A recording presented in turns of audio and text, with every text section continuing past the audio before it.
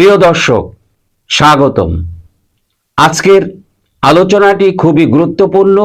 মোহাম্মদ ইউনূস সম্প্রতি ভারতের seven sister নিয়ে একটি মন্তব্য করেছেন, যা ভারতের তীব্র প্রতিক্রিয়ার জন্ম দিয়েছে। ভারতীয় রাজনীতিবিদরা এই মন্তব্যকে কিভাবে দেখছেন? বাংলাদেশ ভারত সম্পর্কের ওপর এর প্রভাব কি হতে পারে?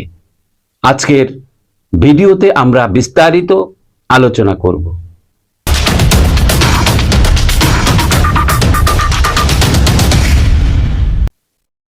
বিসমিল্লাহির রহমানির রহিম। আসসালামু আলাইকুম।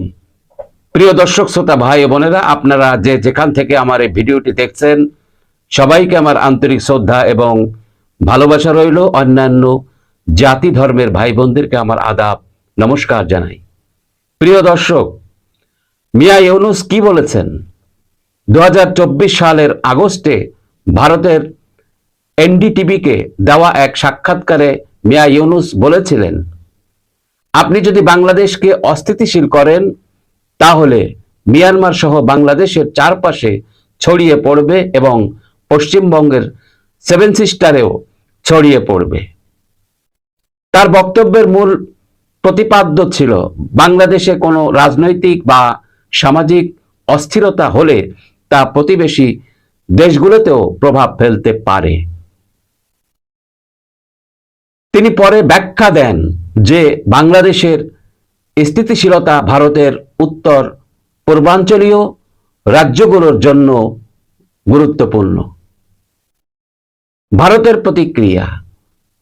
আসামের মুখ্যমন্ত্রী হিমন্ত বিশ্ব শর্মা এক্স পূর্বে টুইটার এ লিখেছেন, সেভেন সিস্টারকে স্থল বেষ্টিত বলা এবং বাংলাদেশকে একমাত্র সমুদ্র সংযোগকারী শক্তি হিসেবে দেখানো সম্পূর্ণ ভুল ও আপত্তিকর। ভারতের বিভিন্ন গণমাধ্যম এবং রাজনৈতিক বিশ্লেষকরা একে বাংলাদেশের রাজনৈতিক চাপ সৃষ্টির কৌশল হিসেবে দেখছেন।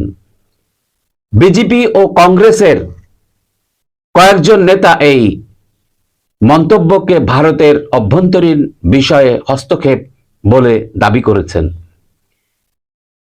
ইউনূসের পরবর্তী অবস্থান পরিবর্তন।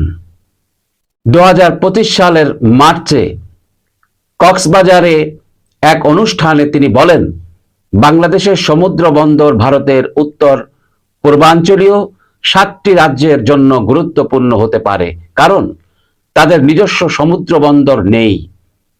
এই বক্তব্য ভারতের কিছু মহলে ইতিবাচক প্রতিক্রিয়া পেলেও অনেকে মনে করছেন এটি তার আগের বক্তব্যকে ধামাচাপা দেওয়ার কৌশল। বাংলাদেশ ভারত সম্পর্কের প্রভাব। এই বিতর্ক ভারত বাংলাদেশ সম্পর্কে নতুন মোড় দিতে পারে। ভারতের রাজনৈতিক মহল এই ইস্যুতে কতটা বড় করে দেখবে, সেটি আগামী দিনগুলোতে পরিষ্কার হবে। প্রিয় দর্শক, আপনারা কি মনে করেন? মিয়া ইউনূসের বক্তব্য কি বাস্তবতা তুলে ধরছে, নাকি এটি অপ্রয়োজনীয় বিতর্ক সৃষ্টি করেছে?